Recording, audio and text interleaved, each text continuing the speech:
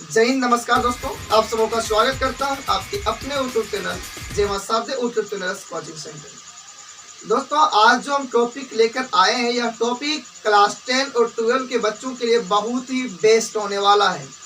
आज जो मेरा टॉपिक है वो मेरे टॉपिक जो है हिंदी के ग्रामर से है, जिस टॉपिक का नाम है क्रिया। तो दोस्तों, आप लोगों ने क्रिया तो पढ़ लिए होंगे।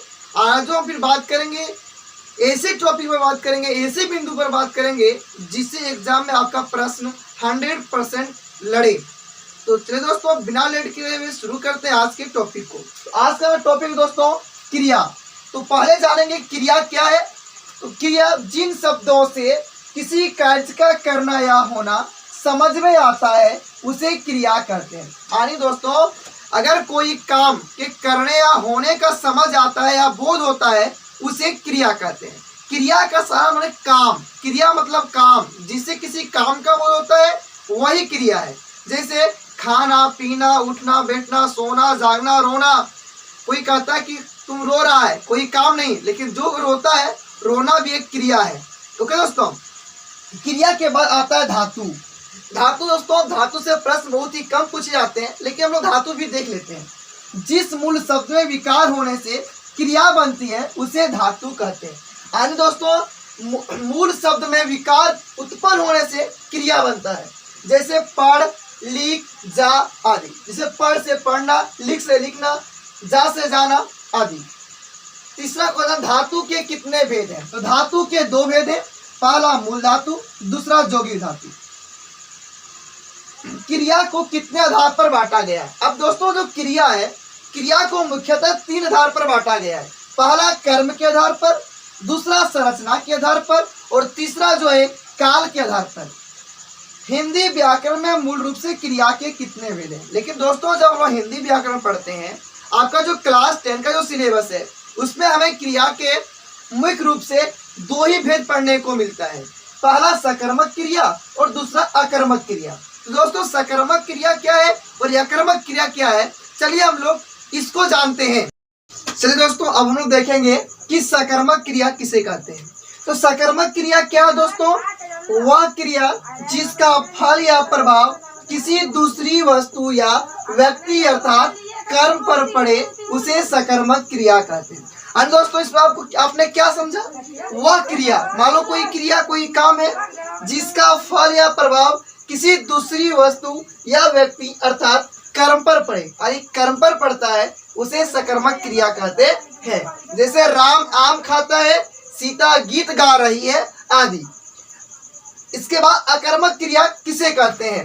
अकर्मक क्रिया जो सकर्मक का जस्ट अपोजिट होता है, उसके उल्टा होता है। जिन क्रियाओं में कर्म का फल कर्ता पर ही सीमित रहे वे अकर्मक क्रिया कहलाती है। यानी कर्म का फल कर्ता पर ही सीमित रह जाता है, उसे अकर्मक क्रिया कहेंगे।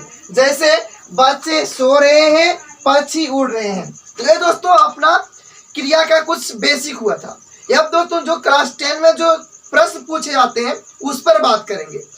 जो क्लास 10 में जो प्रश्न पूछे जाते हैं वहाँ प्रश्न अधिकांशतः सकर्मक क्रिया के उदाहरण या सकर्मक क्रिया की पहचान करने और अकर्मक क्रिया की पहचान करने के बारे में पूछा जाता है। तो दोस्तों, अब इसका कुछ फंडा होता है, कुछ रूल होता है सकर्मक क्रिया और अकर्मक क्रिया की पहचान करने का।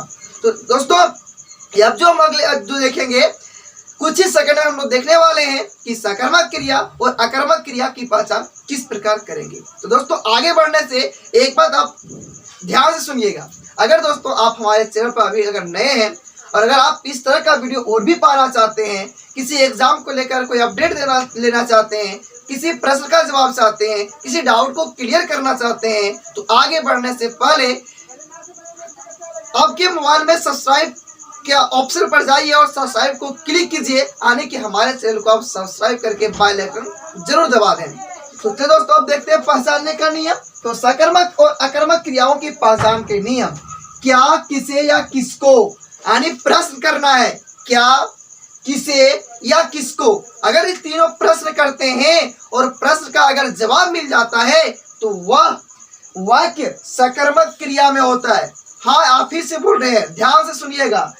क्या किसे या किसको से अगर प्रश्न करते हैं और उसका जवाब मिल जाता है तो वह वाक्य सकर्मक क्रिया में होता है। जैसे राजेश मच्छर मार रहा है, किसको मार रहा है? मच्छर को मार रहा है, तो इसका जवाब मिल गया, तो यह होगा सकर्मक क्रिया। जैसे रमेश याम खाता है, अब इससे हम प्रश्न करेंगे क्या खाता है? तो याम खाता है। किसको खाता है? आम को खाता है। तो हमें प्रश्न मिल गया दोस्तों, क्या खाता है? आम खाता है। तो प्रश्न का जवाब मिल रहा है, तो यह किसमें होगा? सकर्मक। कान खोल के सुन लीजिए, क्या किसे या किसको से प्रश्न करना है। अगर इसका जवाब मिल जाता है तो आंख बंद करके सकर्मक क्रिया लिख देना है। ओके दोस्तों, और अगर क्या किसे या किसको का जवाब नहीं मिलता है तो बिना सोचे समझे, बिना दिमाग लगाए अकर्मक क्रिया लिख देना है। अकर्मक क्रिया का उदाहरण देखते हैं। मनीषा हंस रही है, इसका देखते हैं प्रश्न करके, क्या हंस रही है? किसको हंस रही है? कोई पता नहीं। पक्षी उड़ रहे हैं, तो किसको उड़ रहे हैं? क्या उड़ रहे हैं? कुछ पता नहीं दोस्तों। तो दोस्तों ये सब जो वाक्य हुआ आपका अकर्मक क्रिया हुआ। तो दोस्तों कान में आप ध्यान में एक ही बात को रखना है कि क्या किसे और किसको का प्रश्न मिले तो वह वाक्य सकर्मक क्रिया होगा, अगर जवाब नहीं मिले तो अकर्मक क्रिया होगा। अगर दोस्तों अभी भी कोई डाउट रह गया हो तो आप हमें कमेंट में बता सकते हैं। दोस्तों इसके और भी 2 भेद बच गए थे, तो दोस्तों ये दूसरी वीडियो में बात करेंगे। फिर आपसे मिलते हैं किसी नई वीडियो लेकर जो आपके लिए बहुत ही हेल्पफुल हो। अगर दोस्तों यह वीडियो जरा भी आपको हेल्पफुल साबित हो तो आप इसे अपने दोस्तों के साथ शेयर कीजिए और हमारे चैनल को सब्सक्राइब जरूर कीजिए। Okay, best of the luck. फिर मिलते हैं अगले वीडियो में।